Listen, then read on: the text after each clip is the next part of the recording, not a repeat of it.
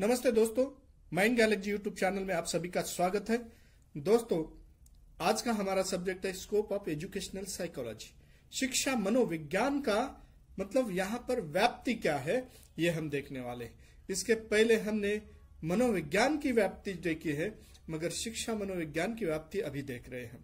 दोस्तों, पहला पॉइंट ऐसा है कि educational psychology is the science of education.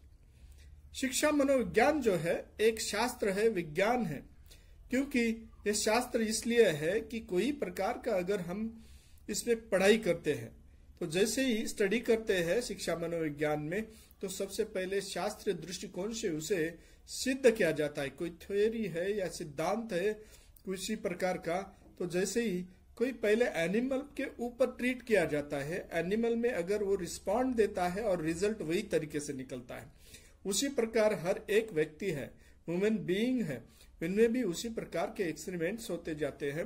और लिप्जिग नाम के जो साइकोलॉजिकल एक लैब थी, और उस लैब में जर्मनी में जो है बहुत सारे लोगों पे या बहुत सारे एनिमल पे पहले एक्सपेरिमेंट किया गया। उसके बाद में ह्यूमन बीइंग पे भी सेम वही रिजल्ट मिलता है, बहुत सारे लोगों से ये रिजल्ट आता है, ये पता चला। और इसी के वजह से जो ये सिस्टमैटिक स्टडी होने के बाद में रिजल्ट हमें मिलता है, ऐसा समझ में आ गया। इसका मतलब psychology is the science of education, ये यहाँ पर इसका स्कोप है, इसकी व्याप्ति हो गई। अब इसी के बारे में जो है study problem of teaching and learning process, या टीचिंग में या कोई प्रकार के लर्निंग में या टीचिंग लर्निंग प्रोसेस में अगर कोई प्रकार की अगर प्रॉब्लम है, तो ये प्रॉब्लम सॉल्व करने के लिए भी एजुकेशनल साइकोलॉजी यहाँ पर पूरी तरह मदद करती है, वहां पर हस्तक्षेप करती है, और उसका पूरी तरह जो है उसका अनुमान लगाकर आखिरी रिजल्ट तक वहां पर एजुकेशनल साइकोलॉजी कार्य करती है। और यही कार्य करती है, इसी वजह से ये स्कोप में जो है एजुकेशनल साइकोलॉजी का टीचिंग लर्निंग प्रोसेस भी है। अब एजुकेशनल साइकोलॉजी ये भी स्टडी करता है टीचिंग लर्निंग या लर्निंग बिहेवियर क्या होता है। अब टीचिंग करने के बाद जो लर्नर्स है, तो लर्नर्स में कोई प्रकार का जो वार्तालाप है, वर्तन है, उसमें जो बदलाव है, उनके कार्य की करने की वृत्ति है, इसमें क्या बदलाव होता है, किस तरीके से होता है, उनमें कितना इम्प्रूवमेंट हुआ है, डेवलपमेंट कितना हुआ है। अब छोटा बच्चा है, जैसे पहले कोई प्रकार का मतलब उन्हें कोई बात करनी नहीं आती थी, धीरे धीरे वो लर्न करने के बाद में बातें करना सीख गया, चलना, हंसना। बच्चे जो है ग्रोथ एंड डेवलपमेंट जब भी होती है उनमें उस वक्त भी उनमें बदलाव आता है। उसके साथ साथ उनके ऑलराउंड डेवलपमेंट जो है, ऑलराउंड डेवलपमेंट ऑफ पर्सनालिटी, उनकी पर्सनालिटी जो है, व्यक्तित्व है या व्यक्तिमत्व है, इसमें भी पूरा टोटली बदलाव आता है या विकास होता है, उनमें डेवलपमेंट होता है। पॉजिटिव डेवलपमेंट जो होता है तो वो देखने ही वहां पर इसके लिए भी एजुकेशनल साइकोलॉजी वहां पूरी तरह वहां पर मदद करती है, उसके लिए राय देती है और उसके लिए सहकार्य करती है।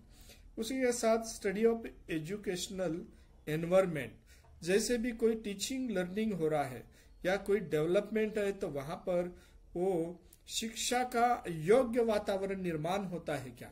फिर शिक्षा योग्य जैसे स्कूल है, तो स्कूलों में शांति रहना चाहिए, वहां पर सभी प्रकार के टीचिंग एड्स है, या फिर वहां बच्चों की जो मनस्थिति तैयार करना, या टीचर्स जो है टीचिंग करते वक्त ये सभी बातें निर्माण करते हैं, और वही एजुकेशनल एनवायरनमेंट तैयार हो गया, और उसके बाद बच्चे पढ़ना शुरू कर देते। उसके बाद ये सभी होने के बाद अगर एजुकेशन ले लेता है, तो इसके बाद में भी एजुकेशनल साइकोलॉजी यहाँ तक कि जॉब सेटिस्फैक्ट्री है क्या, कि ये जैसे भी पॉसिबल है वैसे वहां तक जॉब सेटिस्फैक्ट्री है या उसमें संतुष्ट है जॉब के लिए। इस स्थिति में अगर यहाँ पर टीचर है जो टीचिंग कर रहे हैं, वो संतुष्ट है क्या, या फिर लर्नर्स है, लर्नर्स करने के बाद में उन्हें जॉब मिलती है, या कोई कोर्स करने के बाद में, कोई अध्ययन करने के बाद में उन्हें जॉब मिल जाती है, तो इसमें जॉब सेटिस्फैक्शन कहाँ तक है, ये भी यहाँ पर पढ़ा जाता है, पढ़ते हैं।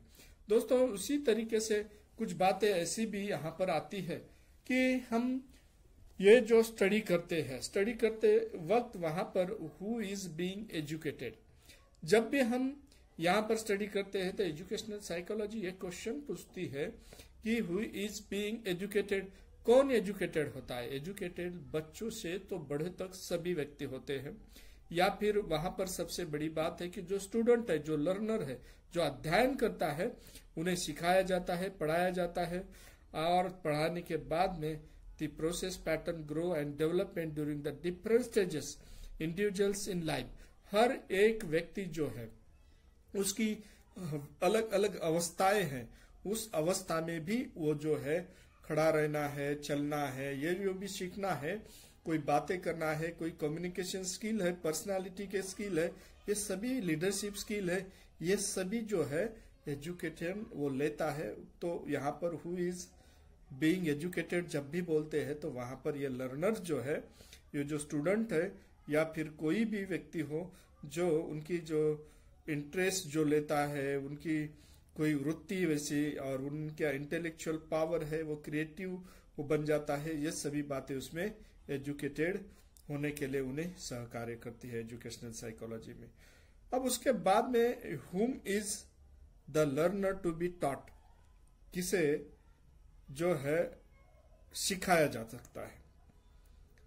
अब यहां पर जो भी किसे सिखाया जाता है कि जो अध्ययन करने की क्षमता रखता है, उसके लिए टीचिंग लर्निंग जो प्रोसेस है, उस प्रोसेस में जो है टीचर जो लर्नर को है सिखाया जाता है, और उस सिखाते वक्त उसमें जो उनके बिहेवियर मॉडिफिकेशन होते हैं, चिल्ड्रंस के डेवलपमेंट होते हैं, साथ ही साथ उनके रोल प्लेइंग, पर्सनालिटी, कैरेक्टर्स है, उनके हैबिट्स, ये सभी बातें उन्हें सिखाई जाती है।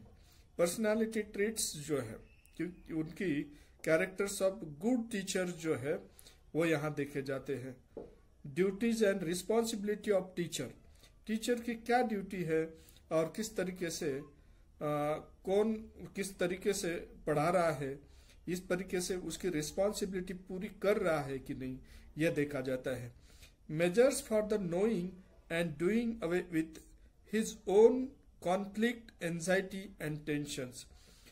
अब यहाँ पर यह भी बात होती है कि जब भी हम टीचिंग कर रहे होते हैं उस वक्त हमारी कोई प्रकार के कॉन्फ्लिक्ट है, कोई हमारे मन में संघर्ष है या कोई प्रकार की चिंताएं है, कोई टेंशन है, वो सभी दूर कर कर यहाँ पर अध्यापन करना है, वहां टीचिंग करना है।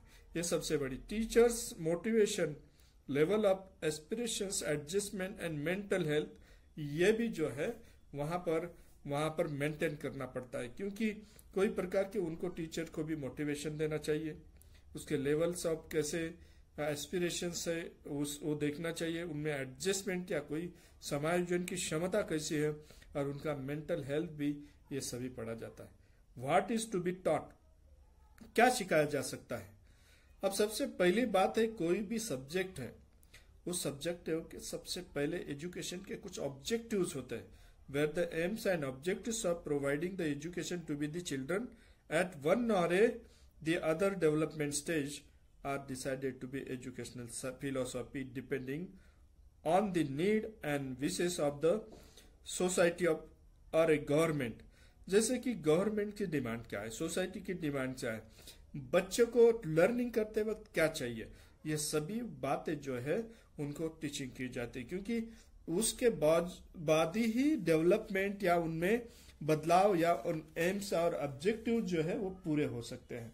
ये सब भी होते वक्त तो वहां पर सबसे पहली बात है कि किस स्टेज में है, वहां पर चिल्ड्रंस या फिर युवा है या फिर जिनको पढ़ा रहे उनका सिलेबस या करिकुलम भी डिफाइन किया जा सकता है, और फिर वो इंडिविजुअल डिफरेंस को इंडिविजुअली या फिर ग्रुप में पढ़ाना, ये भी यहाँ पर डिसाइड किया जाता है, और उस तरीके से हर एक व्यक्ति को जो है वहां पर नॉलेज देकर उनको लर्निंग की एबिलिटी वहां पर बनाकर उनको एज, उनके कोई प्रकार का उनको जो किसी प्रकार का जो साइकोलॉजिकल बैरियर है वो अगर इफेक्ट कर रहा है तो वो जो दूर करके उनका नॉलेज और स्किल वो डेवलप करना है, तो उन्हें इसी तरीके से पढ़ाया जा सकता है। How are the learner experience to be provided?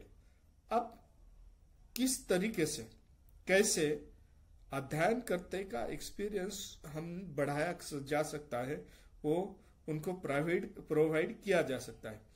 अब यहाँ पर जैसे टीचिंग होती है, टीचिंग करते वक्त सबसे पहले जो है बच्चों को किस तरीके का एजुकेशन देना, ये सिलेबस पैटर्न और कौन से एज में दे रहे, ये सभी निश्चित होती है। कौन से मेथड से पढ़ाना है, उनको एक्सपीरियंस किस तरीके से, उनका कम्युनिकेशन किस तरीके से, और कौन सी टेक्निक्स यहाँ पर यूज करना है, ये प्रॉपरली यहाँ पर डिसाइड किया जाता है। उसके बाद nature, laws and theories of the learning, ये सभी वहां पर लर्निंग एक्सपीरियंस के लिए पढ़ाया जाता है। रिमेम्बरिंग एंड फॉरगेटिंग, मतलब याददाश्त कैसी बढ़ाना, और उसमें जो नहीं चाहिए उसको फॉरगेटिंग या उसको भुलाया जाना भी जरूरी है। Means of effective learning and memorising, जैसे मीन्स ऑफ इफेक्टिव मतलब इसे इतना प्रभावी अध्ययन होना चाहिए उनका कि हर एक बात उनके सबकॉन्शियस माइंड तक जाके पहुंच जाए, और पहुंचने के बाद वो उसे अच्छी तरह याद हो जाए, मेमोराइज हो जाए। ट्रांसफर ऑफ लर्निंग और ट्रेनिंग, ऐसे कुछ बातें हैं कि उनको अगर एक क्षेत्र का अगर ज्ञान या नॉलेज दिया जाता है तो दूसरे क्षेत्र में उनके डेली लाइफ में भी वो यूज होना चाहिए। सेंसेशन एंड परसेप्शन, मतलब किस तरीके से उस व्यक्ति को वो संवेदनशील है या कोई प्रकार का परसेप्शन या उसे पता चल रहा है, मतलब ये सभी बातें। कंसेप्ट फॉर्मेशन, कोई प्रकार की संकल्पना बनती है तो संकल्पना बनाने के लिए भी उन्हें पढ़ाया जाता है, वैसा अनुभव दिया जाता है कि कैसे, जैसे कि कोई अब जैसे बताया जाता है कि ए मैन इज द, क्या कोई प्रकार का जो है व्यक्ति है, अगर एक व्यक्ति है और वो जन्म लेता है और कुछ दिन रहता है, उसके बाद में उसकी एज होने के बाद उसकी मौत हो जाती है। इसका मतलब क्या है कि ह्यूमन बीइंग का नेचर, जो एक व्यक्ति ने जन्म लिया, कुछ दिन उनको जीवन बिताया और मौत हो गई। ए व्यक्ति हो गया, बी व्यक्ति भी वैसे ही हुआ, सी व्यक्ति। इससे कंसेप्ट बना कि कोई भी जन्म लेने वाला ह्यूमन बीइंग है, एनिमल्स है, बर्ड्स है, तो फिर ये सभी की आखिर में मौत होती है। मतलब ये ये कंसेप्ट बन गया, ये संकल्पना बन गई, तो इसी तरीके से संकल्पनाएं बनाई जाती है। Interest and attitude formation thinking, अब किसी चीज में जो है, किसी बात में है, आपका इंटरेस्ट डेवलप होना चाहिए, तो ऐसे कुछ स्टोरियां बनाई जाती है, एक्सपेरिमेंट है, या फिर साइड व्यूज है, या फिर हम टूर लेके जाते हैं, वहां पर पर्सनली बच्चों को इन्वॉल्व करते हैं सोसाइटी में, तो इसका मतलब है उनका इंटरेस्ट डेवलप करना, उसकी थिंकिंग को बढ़ाना है, उसके रीजनिंग जो है, उसकी बुद्धिमत्ता की जो क्षमताएं है वो क्षमताएं बना, एंड प्रॉब्लम सॉल्विंग एबिलिटी भी उनमें बनाना है। उसके बाद कोई भी समस्या अगर आके खड़ी हो जाती है तो उसके सॉल्व करने की ताकत बच्चों में रहना चाहिए। बिहेवियर, उनका कैसा बिहेवियर है, वो बिहेवियर भी चेंज होना चाहिए और उनको बस वहां पर चेंज करते आना चाहिए। अब उसके बाद बात होती है when and where are the learning experience to be provided. अब कब और कहा लर्निंग एक्सपीरियंस जो है, अध्ययन अनुभव, उन्हें बच्चों तक जो है, बच्चों में देना चाहिए। यह सबसे जरूरी है कि हम जैसे ही जन्म होता है तो बच्चे हमारे घर से ज्ञान लेना या लर्न करना, अध्ययन करना सीख जाते हैं। जैसे मम्मी डैडी जो भी या रिलेटिव जो भी बात कर रहे हैं, जो भी वहां पर कृति कर रहे हैं, तो उन्हें बच्चा फॉलो करता है या इसका मतलब लर्न करता है। तो यही एक लर्निंग, पहले तो फैमिली में लर्निंग एक्सपीरियंस आना शुरू हो जाता है। उसके बाद टीचिंग लर्निंग, कुछ प्रोग्राम्स बनाए जाते हैं और वो बनाने के बाद में सब बच्चों में जो है पढ़ाया जाता है, पढ़ाने के बाद उसका उन्हें फायदा होता है। उसके बाद में क्लासरूम क्लाइमेट यहाँ पर पढ़ाया जाता है कि क्लासरूम में ऐसा क्लाइमेट बनाया जाता है कि लर्नर को अच्छे तरीके से लर्निंग एक्सपीरियंस मिले।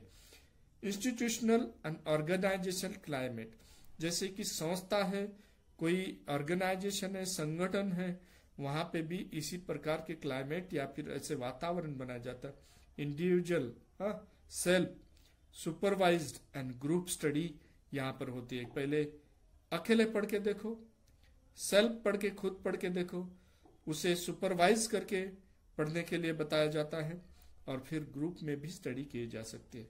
फैक्टर्स अफेक्टिंग द अटेंशन, अब जब भी कोई प्रकार की कंसंट्रेशन या अटेंशन या कोई ध्यान है, कोई अवधान है, उसका अवधान लर्निंग के लिए या उस तरीके से होना चाहिए कि वहां पर वो फैक्टर्स उसके ऊपर इफेक्ट करे और लर्निंग अच्छे से हो जाए। Role of rewards and punishment, कहीं पे भी जब भी किसी बच्चों को हम शाबाश बता देते हैं या फिर कोई पनिशमेंट देते हैं कि चलो कि उसको बताया जाता है कि जैसे कि हम किसी को ज्यादा मार्क, किसी को कम मार्क, उसके बाद में थोड़ी पनिशमेंट, या फिर उसके साथ ऐसा कुछ बातें हैं या हल्की फुल्की सी पनिशमेंट ऐसी होती है कि जिसके वजह से वो मोटिवेट हो।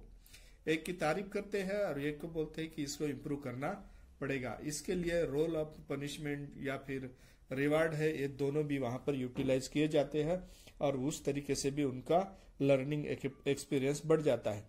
ग्रुप बिहेवियर है एंड ग्रुप डायनामिक्स जो है, कभी कभी ग्रुप में जब भी काम करते हैं तो वहां कुछ बच्चों को जो है लीडरशिप भी आना चाहिए, दूसरों को कोऑपरेट करना भी आना चाहिए। ये सब बातें होती है तो अच्छे से एजुकेशन होता।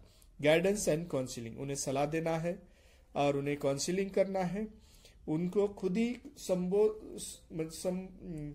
इसी प्रकार की समुपदेशित होने के लिए ग्रुप में या सिंगल में, मतलब गाइडेंस किया जाता है, काउंसिल किया जाता है, समुपदेशित किया जाता है।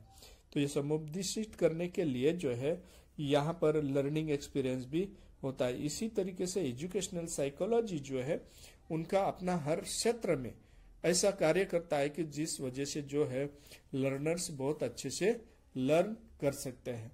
तो दोस्तों, अभी तक आप माइंड गैलेक्सी में डॉक्टर जगदीश राठौड़ को सुन रहे थे। तो हमारे साथ जुड़े रहने के लिए इसे लाइक कीजिए, सब्सक्राइब कीजिए, बेल आइकन दबाइए और कमेंट्स कीजिए। नमस्ते।